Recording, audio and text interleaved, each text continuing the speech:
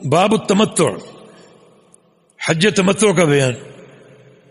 حج کی 3 قسمیں ہیں، تینوں میں سے کوئی قسم اختیار کی جا سکتی ہے۔ نمبر 1 حج افراد۔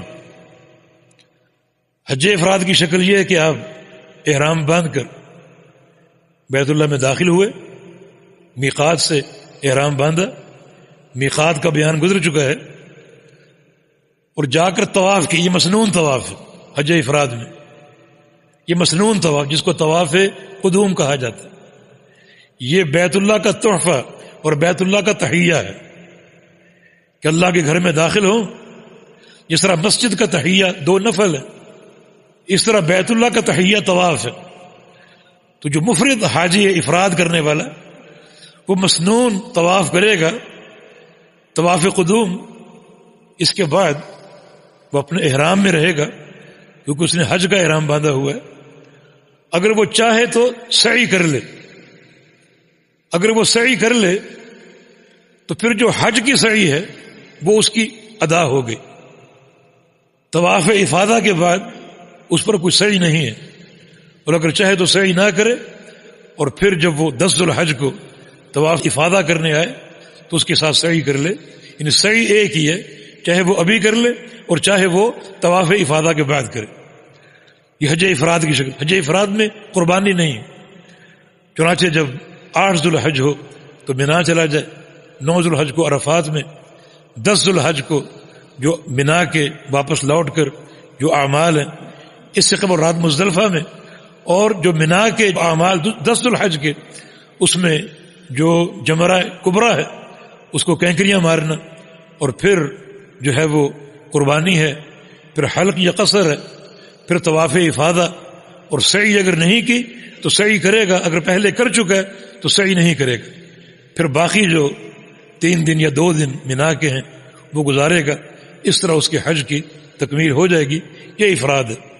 حج قران میں حج عمرے کا ایک ہی احرام، آپ محرم ہو کر بیت اللہ میں داخل ہوئے اور آپ نے طواف قدوم کیا، اور سعی جو ہے وہ افراد کی طرح، چاہے تو آپ سعی ابھی کر لیں، ابھی کر لی تو طواف افاضہ کے بعد سعی کی ضرورت نہیں ہے، اور اگر ابھی نہیں کی طواف افاضہ کے بعد سعی کرنا ضروری ہوگا اور فرض ہوگا، کیونکہ سعی جو ہے یہ حج کے ارکان میں سے ایک رکن۔ یہ آپ کا اختیار ہے، پہلے کر لیں یا بعد میں کریں، اور باقی ترتیب وہی ہے جو افراد کی ہے۔ افراد اور قران میں ایک فرق یہ بھی ہے کہ افراد میں قربانی کرنا فرض، اور یہ بھی ضروری ہے کہ قربانی میقات سے قبل آپ کے پاس ہو۔ جب آپ نے احرام باندھا تو قربانی آپ کے ساتھ ہو، اور قربانی ساتھ لے کر چلیں۔ جبکہ حج تمتع میں عمرہ اور حج دونوں عمل ایک ہی سفر میں ہوتے ہیں۔ آپ نے میقات پر عمرے کا احرام باندھا اور عمرہ پورا کیا، جس میں طواف بھی ہے اور صفا مروہ کی سعی بھی ہے اور حلق یا قصر بھی ہے، اور پھر آپ نے احرام کھول دینا، احرام کھول دینا، اور پھر جب حج شروع ہوگا اس کا موسم 8 ذو الحج، تو پھر آپ دوسرا احرام باندھ کر حج کا آپ منا جائیں گے، پھر آگے عرفات، مزدلفہ، منا اور وہ سارے امور۔ تمتع اور قران میں فرق یہ ہے کہ دونوں میں قربانی فرض ہے، لیکن قران کی قربانی میقات سے قبل آپ کے پاس ہونا ضروری، جبکہ تمتع کی قربانی ساتھ ہونا ضروری نہیں ہے۔ آپ جہاں مکہ مکرمہ آ گئے وہیں سے آپ قربانی لے سکتے ہیں۔ اور تمتع کی صورت میں قربانی کی طاقت نہ ہو، 10 روزے ہیں، 3 روزے وہیں حرم میں اور 7 روزے جب واپس لوٹ آئیں اپنے گھر، 10 روزے پورے کرنے ہیں۔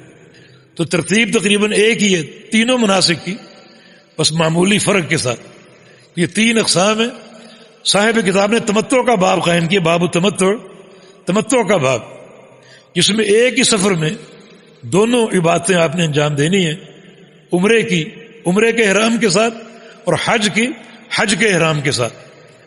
تمتع کا باب اس لیے قائم کیا کہ بعض علماء تمتع کو فرض قرار دیتے ہیں کہ تمتع ہی کرنا چاہیے، اور بعض علماء تمتع کو افضل قرار دیتے ہیں، اور یہ قول زیادہ بہتر ہے کہ باقی اقسام سے حج تمتع زیادہ بہتر ہے، کہ اللہ کے پیارے پیغمبر نے قران کیا تھا، مگر آپ نے فرمایا تھا کہ جو چیز اب میرے ذہن میں آئی اگر میں نے پہلے سوچی ہوتی تو میں بھی تمتع کرتا، جو تمتع کی افضلیت کی دلیل۔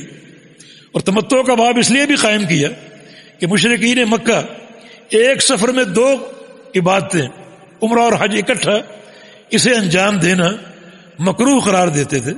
یہ ان کے لیے ایک بڑی ایک ہیبت کا مقام تھا، مکروہ قرار دیتے تھے۔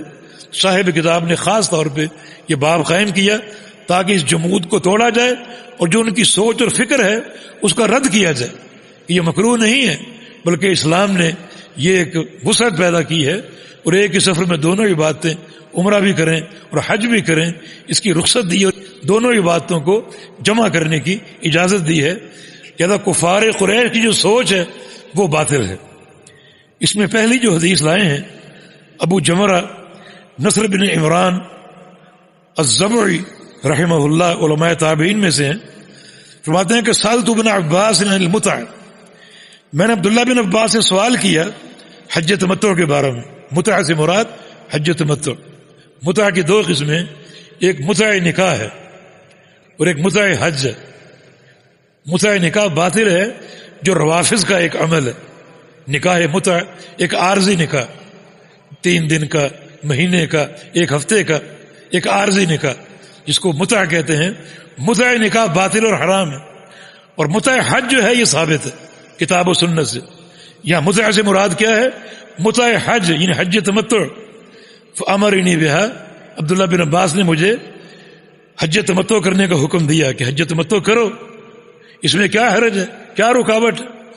اور جو ایک سوچ جو ایک جاہلیت کے دور میں تھی وہ سوچ باطل ہے۔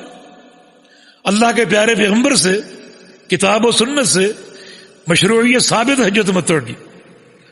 وسألت عن الہدی، فرماتے ہیں کہ میں نے عبداللہ بن عباس سے ہدی کا سوال کیا، قربانی کا۔ ہدی کا بیان آگے بھی آ رہا ہے۔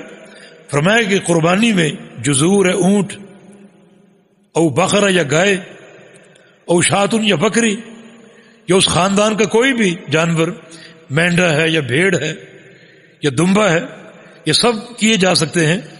او شرکن فی دمن، یا قربانی میں شراکت بھی اختیار کی جا سکتی، یعنی گائے کے ساتھ حصے اور اونٹ کے بھی ساتھ حصے، شراکت بھی ثابت ہے۔ یہ سب قربانیاں ہو سکتی ہیں، اونٹ کی، گائے کی، بکری کی، یا پھر شراکت کی صورت میں گائے میں 7 حصے اور اونٹ میں 7 حصے۔ قال وکأن ناسا کرہوها، کچھ لوگوں نے حج تمتع کو برا سمجھا، وہ پرانی سوچ ان کے ذہن میں تھی کہ ایک ہی سفر میں دونوں ہی باتیں کیسے جمع کر لیں۔ کہتے ہیں فنمت، ابو جمرہ کہتے کہ مجھے نیند آ گئی۔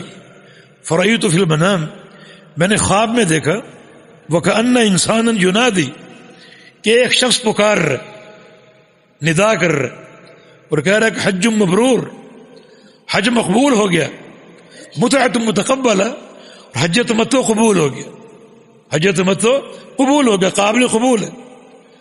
تو جو ایک دل میں خلجان تھا حج تمتع کے بارے میں، وہ جو پرانی سوچ آ رہی تھی وہ خلجان موجود تھا، لیکن جب یہ خواب دیکھا کہ خواب میں ایک منادی ندا کر رہا ہے حج تمتع قابل قبول ہے، تو کہتے کہ میں بیدار ہوا اور خوش ہو کر ابن عباس کے پاس آیا اور اپنی خواب کا ذکر کیا۔ فحدثته، خواب بیان کیا۔ فقال اللہ اکبر سنت ابی القاسم، ان خوشی سے انہوں نے اللہ اکبر کہا، اللہ کی بڑائی اور کبریائی بیان فرمائی اور کہا کہ یہ حج تمتع جو ہے ابو القاسم کی سنت ہے، رسول اللہ صلی اللہ علیہ وسلم کی سنت۔ لہذا یہ جو ایک جاہلیت کی فکر، اس فکر کے تحت اسے برا سمجھنا یا کراہت محسوس کرنا یہ ناجائز ہے۔